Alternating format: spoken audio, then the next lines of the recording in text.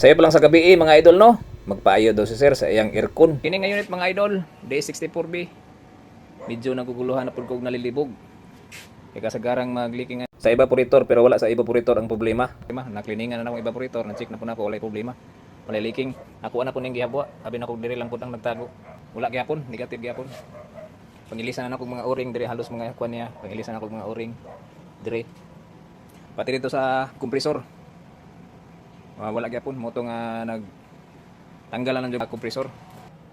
Kita po na ko nga medyo nagbasa. Tara mga idol, kargahan ako og 150.